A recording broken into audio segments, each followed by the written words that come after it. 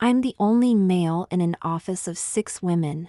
I started here about 2 years ago after getting laid off from a job that I had gotten out of college, and then the recession hit. And I was out of work.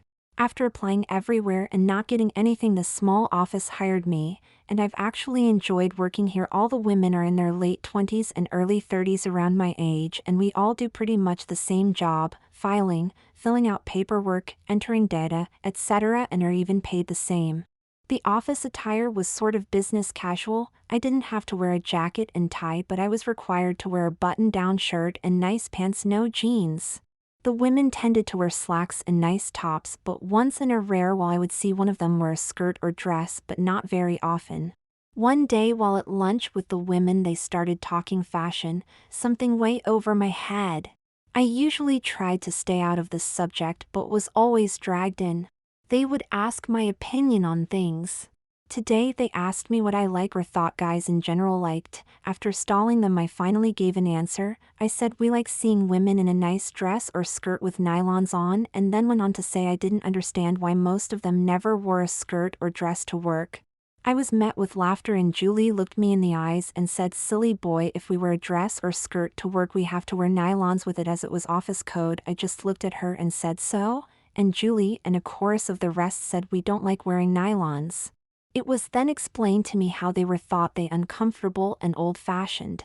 To which my reply was, "But they look so sexy, if you couldn't tell I'm a leg man." And then I said, "They can't be that bad?" Julie looked at me and said, "Well, have you ever had to wear pantyhose or a skirt?" And I said, "Of course not, I'm a guy, why would I wear that?" All the girls laughed at the exchange and went on with the conversation. Then one of the other girls, Janet, asked me, "Do guys really like women in dresses with nylons on?" And I said, "Of course, it looks sexy. And a lot better than bare legs." They all seemed taken aback by the statement. Becky looked at me and said, "That's rather chauvinistic view to take." I was now on the defensive. Julie agreed with Janet and glared at me, as did the other girls. I just said, "Why? Women look good with skirts or dresses and nylons on, what wrong with that?" They all just looked at me, giving me a stare that just went through me. Finally lunch was over and we went back to work. The rest of the day and the next seemed rather quiet and a little cold in the office. They went to lunch without me and returned to work without saying much. Finally Julie and Becky came up to my desk and said to me, "Did you really mean what you said about liking women to wear dresses and nylons?" At first I said, "No, whatever you like is fine, I was just giving my opinion." Julie then asked, "Would you like us to wear dresses to work?" I said, "Yes, if you want to, but I didn't mean to offend anyone." Then she said, "Well, it's too late for that, there are 6 angry women here now." I said, "I'm sorry, but Becky said it too late for that." I then looked up at Becky and Julie and said, "Listen, really, I'm really sorry. What do I have to do to prove it?" "Buy you all lunch, write a written apology, do anything you want." "What?" They said, "We'll get back to you on that," and left. It was another quiet day at the office. The next morning I was approached at my desk by all 6 women, and they said that if I was really sorry I could prove it to them. And did I really mean it when I said I would do anything? I said, "Sure." Julie said, "Well, we have a proposal for you." I said, "Sure, anything," thinking here it comes lunches for a week or any and all extra work needed to be done. I said, "Shoot." She said, "We have this over and we want you to wear skirts or dresses for the next week with nylons, and if you do that we'll forgive you and wear skirts and dresses around here once in a while." I looked up at 6 stern looks and said, "You want me to wear a skirt?" Julie smiled and said, "No, not just a skirt, but nylons the whole time like we would have to do." I sat there thinking, and Julie said, "Come on, let's see what you made of, or are you just another male chauvinist just trying to keep women down?" I swallowed hard, hoping to call their bluff, said, "Okay, I'll do it on 2 conditions. 1. If you don't make fun of me, and 2. I only wear the skirts or dresses at the office."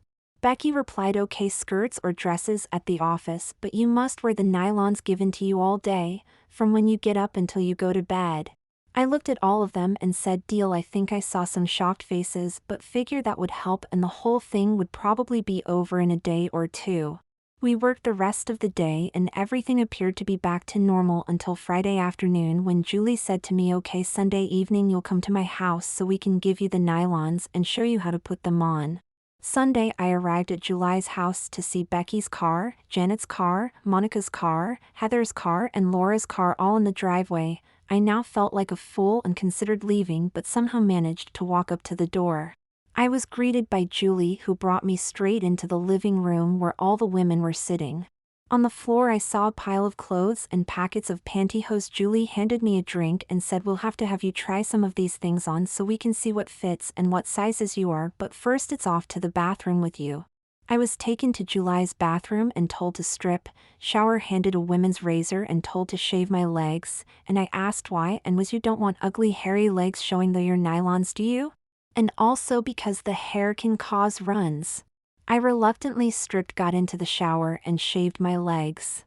After the shower, I dried myself off, put on my boxers, and wrapped a towel around me and walked back out to the living room and said, "Okay, I'm finished." Julie grabbed a packet of pantyhose and a skirt and dragged me back to her room. Once in the room, she told me to take the towel off and she would show me how to put the pantyhose on. I reluctantly dropped the towel and stood in front of Julie in my boxers. She looked at me and said, "You can't wear those with pantyhose." I just said, "Well, I'm not going nude with pantyhose." She said, "Hold on a minute," walked over to her dresser, opened a drawer, pulled out something beige colored, and threw it at me. I caught it, looked at it only to see a pair of women's silky feeling panties. Julie said, "Wear those, they are brand new and they'll work better with the pantyhose." After she turned, I took off my boxers and pulled up the beige panties. I noticed that they had lace inserts on the side, with high-cut openings on the legs, and were very silky feeling and stretchy and went almost to my waist. Julie turned around, looked at me, said, "Good, those control panties fit. I have to get you some more of those." I was then instructed to sit on the bed and hold a leg up. Julie came over with the pantyhose, rolled one leg up and explained how to put it on my foot and start rolling up to my knee, then do the same with the other leg. Then once they were up to my knees, pull them up my thighs until just below my crotch. After that was done, I was to put my hands inside the panty part and pull them up to my waist. After that, I was then instructed to carefully pull the legs up and then adjust the panty portion. Once this was done, I was given several skirts to try on until I found one that fit. After about 3 skirts, I found a pale blue one that I was able to zip up the side and close. The skirt hung just below my knees. I was then led out to the living room for all the girls to see.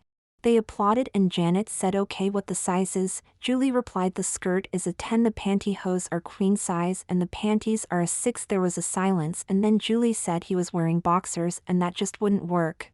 There was a lot of O's. And I heard Heather say, "Well, I guess we have to do some shopping." Julie turned to me, said, "Okay, you can change and go home.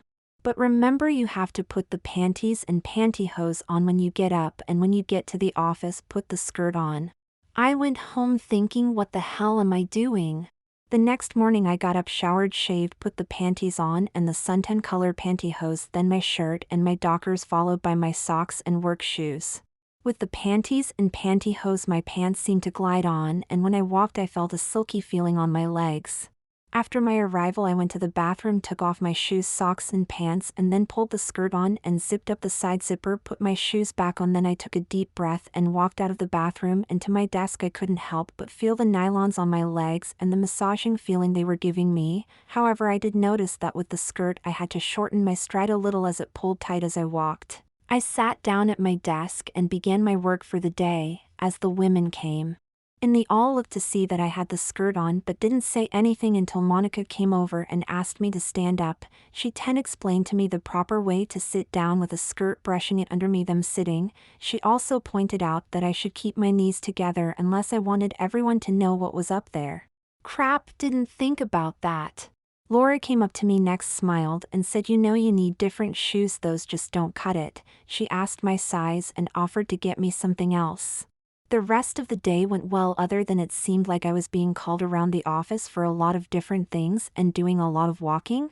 Quitting time finally came and I went to the bathroom, took off the skirt, put my pants, sock and shoes back on and went to leave. I was stopped by Janet, who asked me, "You're still wearing the pantyhose, aren't you?" I said of course, and she said then there's no need for socks. She then told me that we were all meeting at July's again for dinner and I should go home, change clothes except the pantyhose and come to July's. I arrived home, took off my Dockers and shirt, put on some jeans and a polo shirt and some track shoes. I noticed that it seemed like my jeans now seemed a little loose and kept sliding down a bit with the pantyhose on. Once at Julie's, and after everyone was satisfied that I still had my pantyhose on, we sat down to a barbecue and drinks and a lot of talking. I was asked about my experience so far with pantyhose. Did I hate them yet? Did I find them uncomfortable? I said I had no problems so far other than remember to keep my knees together. This got me some giggles, and then I said that my jeans seemed a little loose now and kept sliding down. This was explained away with the compression control panties and pantyhose and the thinness of the underwear compared to men's underwear. After dessert, Julie gave me another packet of pantyhose, another pair of control panties along with a skirt. I was also given some shoes by Laura. They were a black 3-inch tall wide-heeled shoe with an ankle strap, and told these will make your legs look better, plus we have to wear them with skirts at the office, so you should too. I just took them and went home. Day 2, I got up, showered, shaved and dressed. The panties for today were the same as yesterday's, but this time black, followed by a pair of black pantyhose. I put them on a dark blue shirt, my back pants and my shoes. Again, I had that silky feeling as I walked in the nylons. I arrived at work, went to the bathroom, took my shoes and pants off and put on the skirt I was given. This one was right at the knee and black in color. I put the shoes on. Somehow she had gotten an exact fit, buckled the strap and walked to my desk. I found that even though it was a little more difficult to walk in the heels, they weren't bad. I guess because they were not spike heels. I sat at my desk and went to work. I was complimented by the girls on my legs and the shoes. Once again, it seemed that I had to do a lot of walking around the office to the filing room and the storage room. However, I was again advised, this time by Laura, that I should bend at the knees to get to bottom drawers, not at the waist, and show everyone up my skirt. As much I didn't want to admit it, I liked wearing the nylons. However, they were sort of a pain when going to the bathroom, having to either lift the skirt or pull it down, then pull the pantyhose and the panties down to go. But I made another day. Again, I changed back into pants and shoes, went home and changed, and went back to Julie's for dinner, drinks and conversation, which was again me being grilled about wearing nylons and if I would make the week. I said of course I would, and I would be looking forward to them wearing their dresses and skirts. I was given my skirt, panties and pantyhose for the next day and sent home. Day 3, I got up, showered and shaved and got ready for work. Today I had white panties, white pantyhose with a lace design in them and a red skirt. I put my shirt, pants and shoes on and went to work, and again at work it was to the bathroom to remove my shoes and pants, put on the skirt and my high heels and went to my desk. After putting the skirt on, the first thing I noticed was this one was a little shorter than yesterday's, about mid-thigh and a little tight. However, it fit at the waist fine. I went to my desk and sat down, where I noticed how the skirt rode up on me, causing me to have to tug it down every once in a while or when I stood up and sat down. Today everyone complimented on my nylons and tell me how much they love the pattern in my nylons. At lunchtime, the women announced they were going to lunch and asked me if I wanted to go, but I declined, saying that I wasn't going to go out like this, pointing to my skirt. They just laughed and left. The afternoon was routine other than me having to spend several hours in the file room looking for some important files. It was sort of a pain having to bend down at the knees to keep the skirt from riding up and balancing on my heels while down like that, but I did it and finished another day. I went to the bathroom to change only to find out that my shoes and pants with my house and car keys were gone. I panicked and called all the girls, and they all told me the same thing, they didn't have them and had no idea where they were. Julie came back to the office and helped me look for them, but they were nowhere to be found. Julie said, "You'll just have to come home with me," and took me to her house, where I had dinner and spent the rest of the evening in the skirt. Again, Julie asked me, "So you tired of wearing pantyhose and skirts yet? Do you give up?" I said no to Julie's questions, now determined to win this little dare/bet. At bedtime, Julie gave me a knee-length satin nightdress like the one she was wearing and said, "Here, wear this to bed." Day 4, I awoke to Julie handing me a razor and telling me to hurry and get ready for work. I hopped into the shower, shaved my face, washed my hair, and got out of the shower, dried off, and wrapped a towel around my waist before venturing out to find Julie. I found Julie and said, "I have no clothes to wear, I can't go to work." However, Julie said, "Don't worry, I'm sure I can find something for you." She then handed me a pair of red satin panties, nude pantyhose, and a black skirt, and white a blouse. I reluctantly put on the pantyhose, then the skirt and blouse, followed by my high-heeled shoes since I had no other shoes. We then went out to Julie's car only to discover it wouldn't start. After several attempts, Julie said, "We'll have to take the bus." I was in an absolute panic and said no way, but she reminded me that we had that very important teleconference and had to be there. She then told me she could fix it so that no one would even look at me. We went back into the house and she told me to remove the blouse. I did, and she returned with a white bra and 2 nylons filled with rice. She put the bra on me, filled the cups with the rice-filled nylons, then had me put the blouse back on and sit at her vanity. At her vanity she put foundation, eyeliner, mascara, blush, and lipstick on me, then pulled a curly blonde wig onto my head and said, "Ready? Let's go." I just looked at myself in shock. I really looked like a woman. She handed me a purse, grabbed my hand, pulled me out the door, and next thing I knew I was standing at the bus stop. Here I was standing at a bus stop, the wind blowing up my skirt, the feel of the nylons on my legs and the satin panties on my rear. Talk about sensory overload. We caught the bus and rode it the 5 miles to a stop near work, where we got off and had to walk the last block to the office building. The whole way all I could think about was everyone looking at me, the bounce of the fake boobs, the sensual feel of the nylons on my legs, and the breeze plowing up my skirt. We finally arrived at the office and went in, where I was met with stares, and then comments about how great I looked, and questions of why. Julie explained that because we had to take the bus, she made me up as not to look out of place, and how I was locked out of my place because my keys were lost and had no clothes of my own.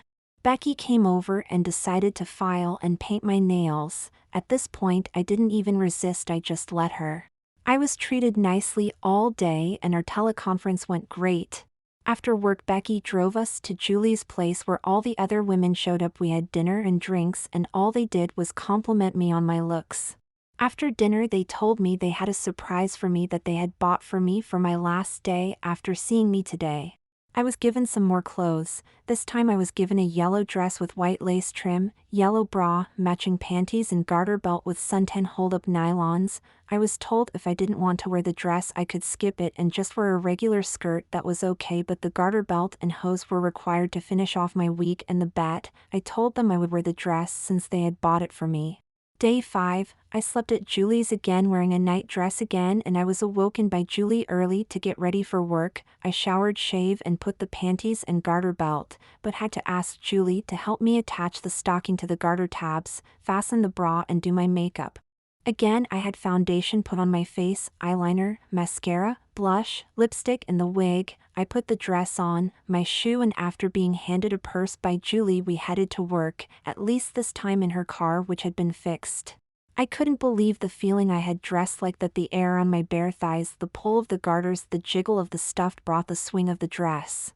I spent the day in sensory overload. At the end of the day, Janet came to me and gave me a bag containing my pants, shoes, and keys. She said that the cleaning staff had found the items and taken them to their office where she found them.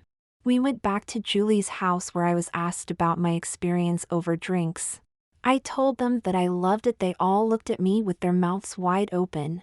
After some silence I continued by saying, other than my clothes disappearing, I loved the experience, and told them if I could I wear nylons all the time I would, and I just loved the feel of them on my legs. I was asked what about the gartered stocking, and I told them those were so sexy, I love those too.